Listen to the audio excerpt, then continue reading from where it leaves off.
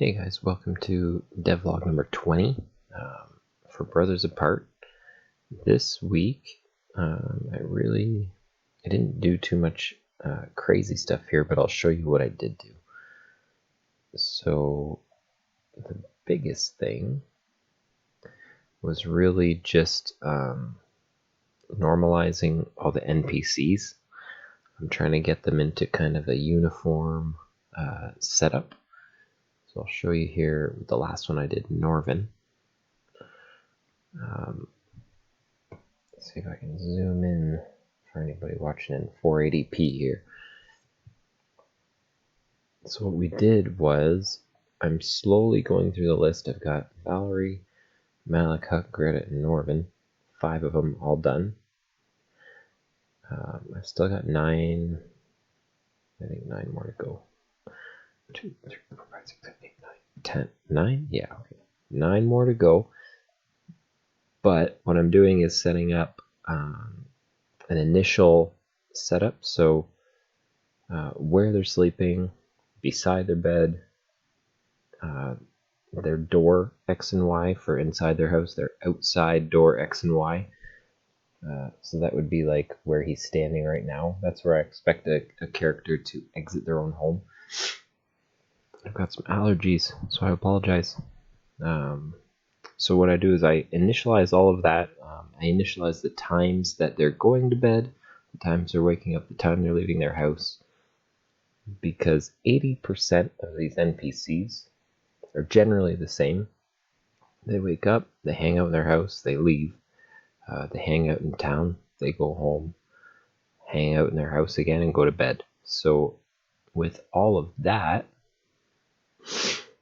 I use those variables to make just a very simple script, which will be in here, step event. So Control M here. So under the get path, I'm able to use those variables to kind of simplify the whole thing and set it into a script. So if I'm in Solace, which is the town, and the hour is walk home hour, and the minute is walk home minute. So this would assume that the player's in the town. The hour and the minute are the right hour and minute to get this NPC to walk home. It's going to initialize a script, which will tell it to walk to the X and Y given, which is the outside door, which would be like right here. So let's pretend Norvin is hanging out by the well here. He would develop a path that would get him home. So Z. So this script, it's pretty broad, and it's actually going to run most of these. So I can leave my house using the same script once it's that time, assuming the player is in the house. If it ticks to the time where Norvin's supposed to leave the house, it'll set his destination to the door, and it'll path him to the door. So now that I have all those variables initialized in most of the NPCs, going forward to the next town, I'll be able to kind of just copy and paste these characters, rename them, give them their own, unique characteristics, obviously their own unique sprites, and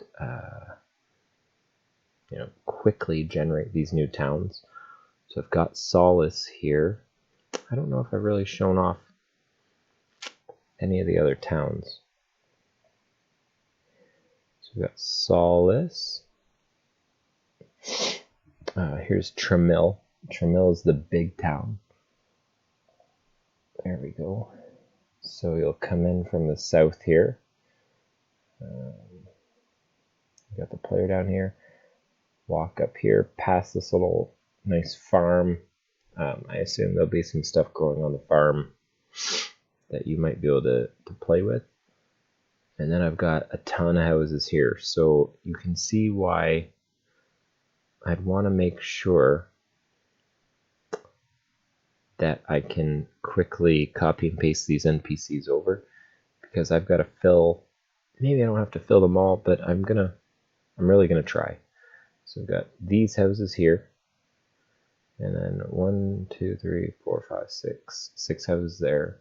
1, 2, 3, 4, 5, 6, 7, 8 houses here, and that's Tramiel. And then I've got Karth, which is a mining town, so a little bit smaller scale, bigger houses. I'll probably have a few families living here.